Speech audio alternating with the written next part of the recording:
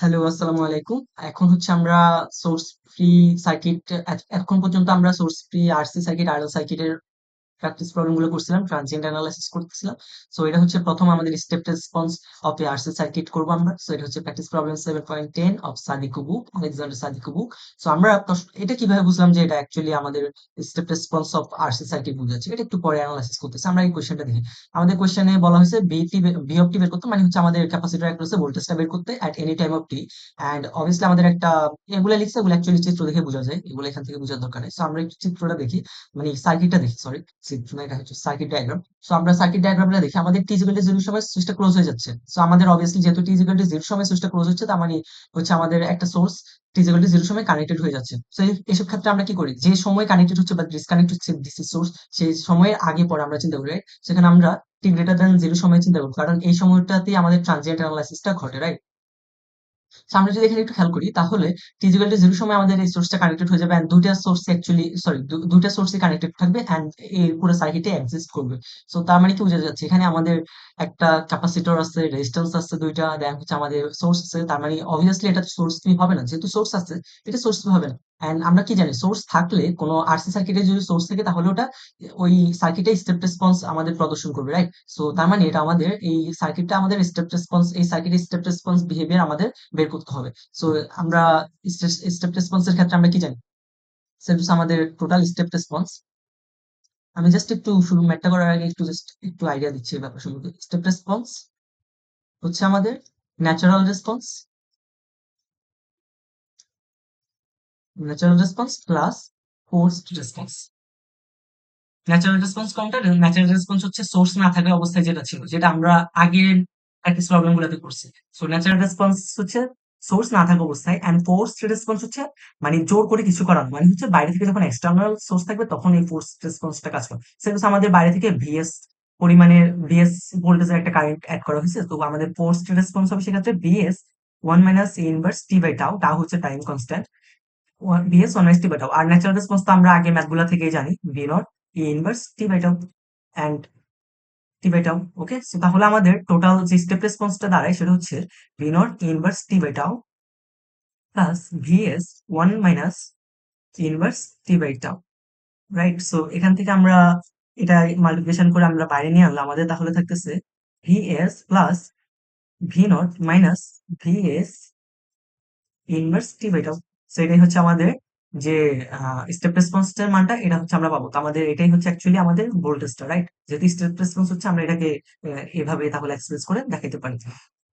So এটা হচ্ছে আমাদের ইনিশিয়াল আইডিয়াটা, স্টেপ রেসপন্স এর কাহিনীটা কি হয়। অ্যান্ড স্টেপ রেসপন্স যে হচ্ছে এটা কিভাবে বুঝলাম, ওই যে টি গ্রেটার দেন 0 সময় আমাদের সোর্স কানেক্টেড ছিল, এভাবে বুঝলাম। আর যদি কানেক্টেড কোনো সোর্স যদি কানেক্টেড না থাকতো, তাহলে বুঝতাম এটা কি সোর্স ফ্রি সার্কিট, যেটা আমরা আগে অনেক প্রবলেম করছি। সো আমরা তাহলে আর এগুলা নিয়ে আলোচনা না করে আমরা ডাইরেক্ট ম্যাথে প্রসিড করি।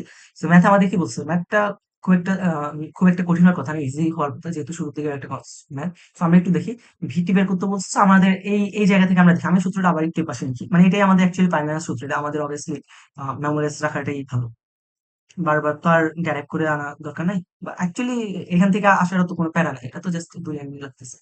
সো বিরক্তি, আর এটা ডেরিভেশনও আছে, যদিও সাদিকুর বই এই জিনিসগুলোর ডেরিভেশনও আছে।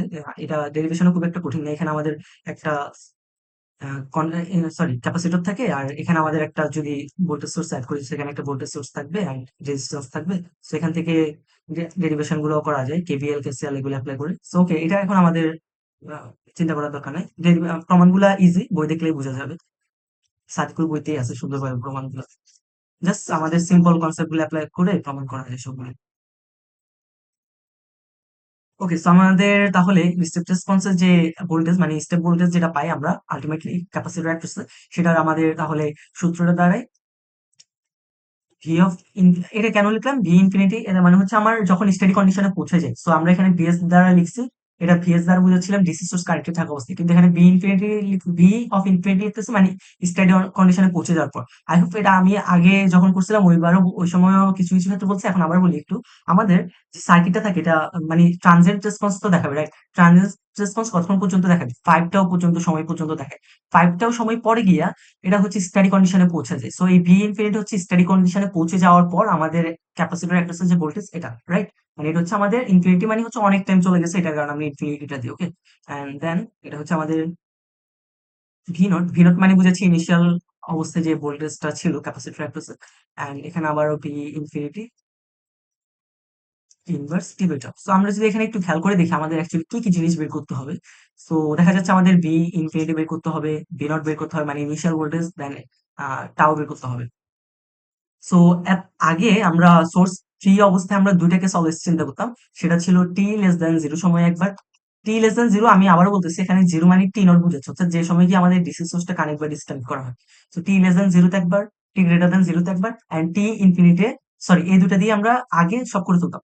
এখনো এই দুটা লাগবে, বাট এক্সট্রা একটা অ্যাড করবো, সেটা হচ্ছে টি ইনফিনিটিতে অ্যাপ্রোচ করার সময় আমাদের কি হচ্ছে। এটা কেন করতেছে? এটা করতেছে এই যে এই মানটা বের করার জন্য, ভি ইনফিনিটিটার জন্য। ওকে, মানে ভি ইনফিনিটি বলতে মানে স্টাডি কন্ডিশনে পৌঁছে যাওয়ার পর আমাদের এই যে ক্যাপাসিটরের অ্যাক্রসের যে ভোল্টেজ, ওটা বের করার জন্য। ওকে, সো তাহলে আমরা তিনটাকে আমরা আলাদা আলাদা ভাবে চিন্তা করলে এই ম্যাথ গুলা খুবই ইজি হয়ে যায় অটোমেটিক্যালি। ওকে, সো আমরা প্রথমে চিন্তা করবো টি লেস দেন জিরোতে কি ছিল। সো টি লেস দেন জিরোতে যদি আমরা চিন্তা করি, টি লেস দেন জিরোতে এই সার্কিট ওপেন ছিল, যেহেতু এটা এই সার্কিট ওপেন থাকবে না, কারণ হচ্ছে টি ইজিক্যাল টু জিরো সময়ে এই সুইচটা ক্লোজ হয়েছে, তার মানে এর আগে তো ওপেন ছিল, তার মানে এখানে আমাদের কোনো কাহিনী হচ্ছে না। তো আমাদের যা কাহিনী হচ্ছে এখানে হচ্ছে শুধুমাত্র এই সার্কিটটা। সো টি লেস দেন জিরোতে আমরা যদি সার্কিট একটু ড্র করি, অ্যাকচুয়ালি ড্র করা লাগে না, তবু আমি যেহেতু প্রথম ম্যাথটা এটা এখান থেকেই বোঝা যাচ্ছিল, তো একটু ড্র করতেছি আমি, সমস্যা নেই, বেশিক্ষণ লাগবে না। সো আমরা কি জানি, আবার আমাদের এখানে উল্লেখ করেই দিছে, যদি না উল্লেখ করলেও আমরা এটা অটোমেটিক ধরে নিতাম যে switch has been open for a long time. এটা মানে কি বুঝেছে, লং টাইমটা কেন দিছে, কারণ হচ্ছে এটা মানে বুঝেছে আমাদের টি ইকুয়াল টু জিরো সময়ের আগে সার্কিট স্টাডি কন্ডিশনে পৌঁছে গেছে। সেই স্টাডি কন্ডিশনে পৌঁছে যাওয়ার পর আমরা কি জানি, ক্যাপাসিটরটা ওপেন সার্কিটের মতো হয়ে যায়, মানে ক্যাপাসিটর ওপেন সার্কিট দ্বারা রিপ্লেস করা হয়। সেই ক্যাপাসিটর ওপেন সার্কিট দ্বারা রিপ্লেস করলাম, and আমাদের এই ভিটা দরকার, এন্ড এই ভিটাই আমাদের ইনিশিয়াল ভোল্টেজ বুঝাবে ক্যাপাসিটর অ্যাক্রসে। সেটাকে আমরা ভি নট নাম দিলাম, যেহেতু আমাদের টি ইকুয়াল টু জিরো সময়ে কাহিনীগুলো ঘটতেছিল। সো এখানে তাহলে কি হবে, 2 ওহমের 2 ওহমের মধ্যে দিয়ে তো কোনো ভোল্টেজ ড্রপ হবে না, কারণ এই লুপে তো কোনো কারেন্ট ফ্লো হবে না, কারণ এটা ওপেন সার্কিট হয়ে গেছে, কারেন্ট ফ্লো হওয়ার কোনো কোয়েশ্চেনই নাই। তার মানে এই যে আমাদের ক্যাপাসিটর অ্যাক্রসে যে ভোল্টেজ, এটা 15 ভোল্টেরই সমান হবে, কারণ কোনো ভোল্টেজ ড্রপ হচ্ছে না, রাইট? সো আমাদের ইনিশিয়াল ভোল্টেজ 15 ভোল্ট পেয়ে গেছে। তো আমাদের অলরেডি একটা ভ্যালু শেষ। এখন আমরা চিন্তা করব, একই সাথে আমরা একটি যখন ইনফিনিটিতে অ্যাপ্রোচ করতেছিল তখন কি হচ্ছে, এটাও একই সাথে বের করে ফেলে।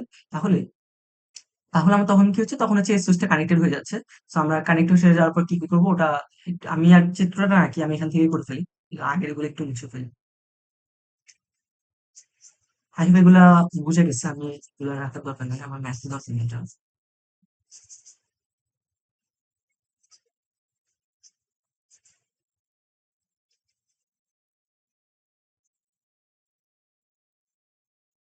ওকে, সো এখন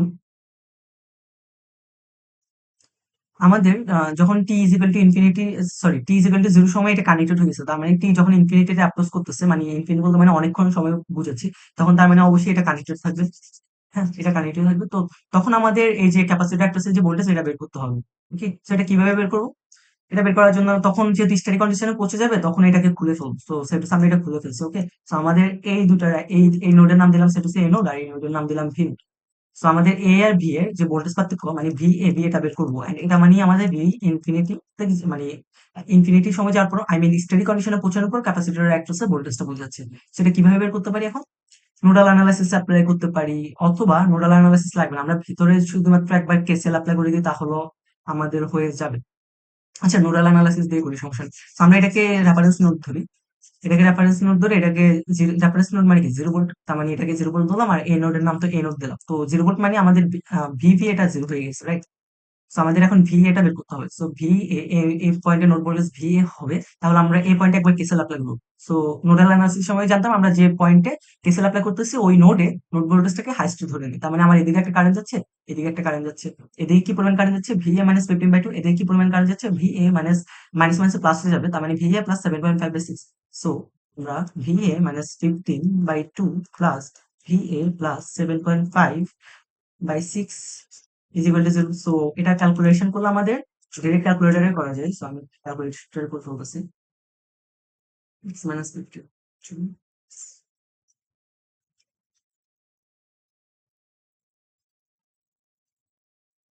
সো আমাদের তাহলে ভি এ যে মানটা দাঁড়াবে সেটা হচ্ছে 9.375। ঠিক করলাম তো, মানে দশমিক মান আসলো শুরু নাকি? আচ্ছা আমি আবার একটু চেক করি।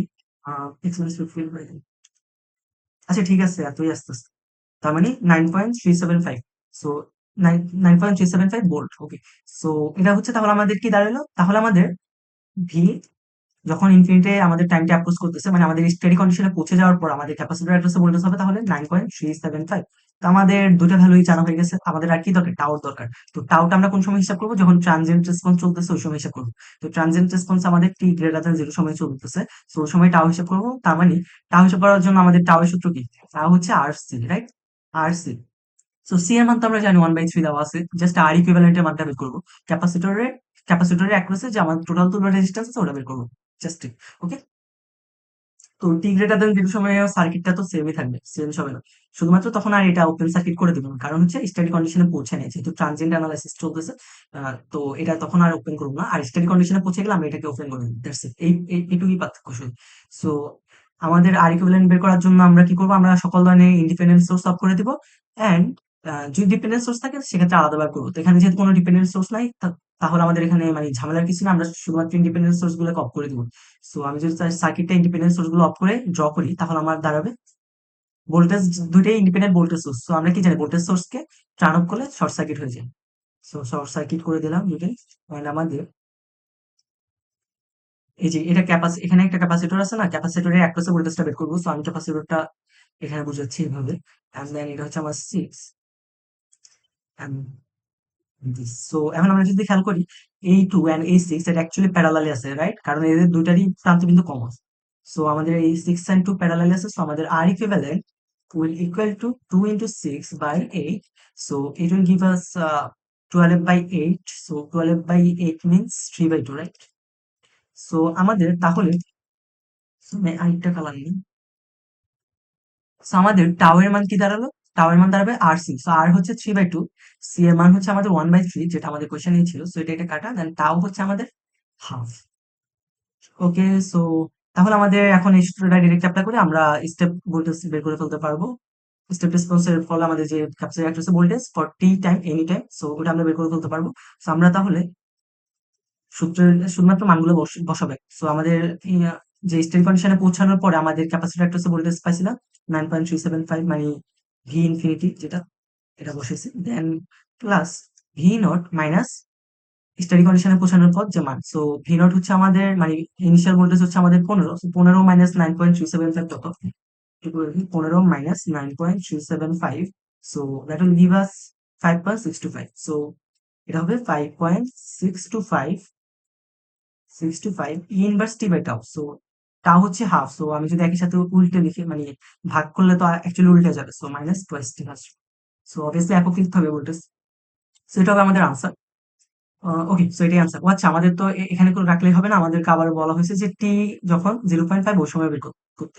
সো এখানে টি যখন 0.5 এটা তো বের করার কোনো প্যারাই না। সো আমরা এখানে শুধুমাত্র টি এর জায়গায় 0.5 বসে দেবো। ওকে। ফাংশন এটা তো টি এর একটা ফাংশন। সো আমরা টি এর জায়গায় 0.5 বসে দেবো।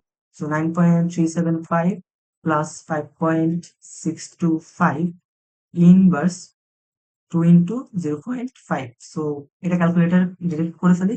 9.7।